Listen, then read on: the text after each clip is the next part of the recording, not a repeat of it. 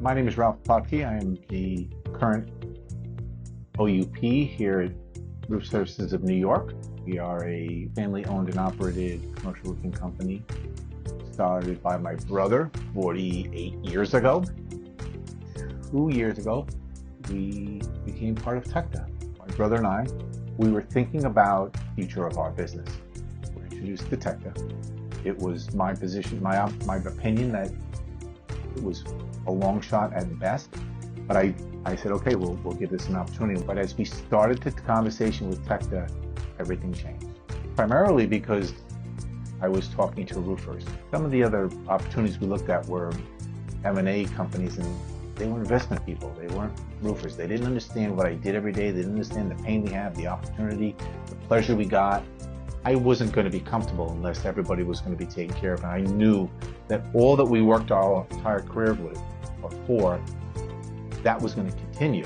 And it was crystal clear that Tecta wanted the exact same thing. We still deliver the same quality work with the same talented crews. But as a business, in terms of sophistication and stability, we are a much better company. With some of the deals we looked at, I wouldn't be here. But I'm still here, and all of my people, because they are my family, are protected, and the opportunity that they have today is so much greater than they did, whether it's compensation or benefits or trainings or opportunities.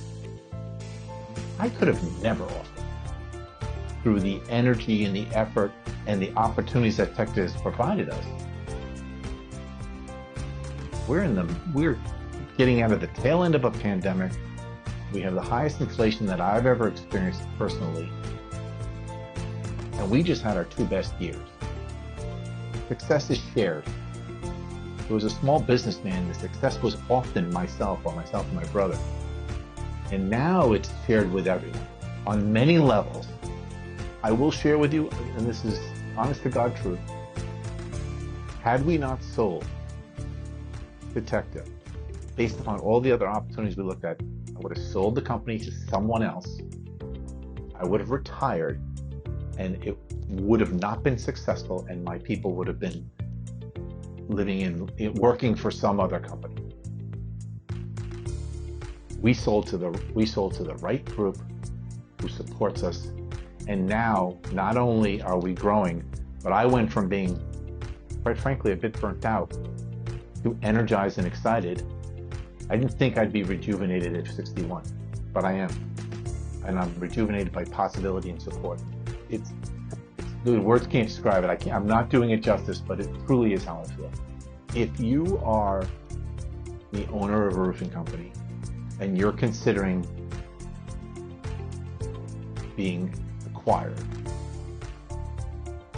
I would say that you're crazy not to look at it.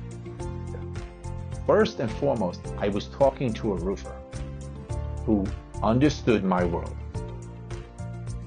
That's very different than talking to an M&A person who's only dealing with the numbers, who's not intimate with the relationship you have and the commitment you have to your business.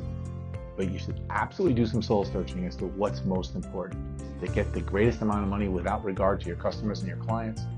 Is it to get a fair deal that's going to support you, that's going to take care of you and your family and support your customers and your employees? You need to put your arms around that. But as the process evolved and I looked at other deals, it didn't feel supported by the other deals. I could have made a few more dollars. But as it turns out, that wasn't what was most important. In fact, this deal was more than fair. So it's not like I discounted the business by selling to Tecta. That's not what happened. It was more than fair. But there's so much more to it. When we were in negotiations, was they said, here, talk to these guys.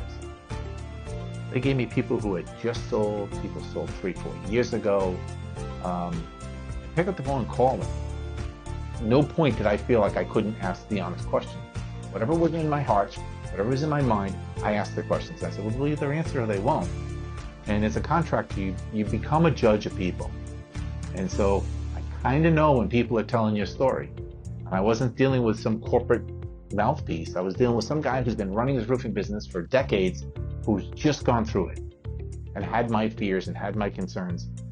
And the way they answered the questions were relatable to me. That makes a difference. So 100% I would do it again. I would have no hesitation. And if somebody came to me and asked, I would say, you're crazy not to at least explore this opportunity. I don't have to work anymore. I choose to be here. It's kind of a blessing. And you ask my wife, she says, you're a different guy. You're excited again. You're younger in your attitude. That doesn't happen. So I would do this again in a minute.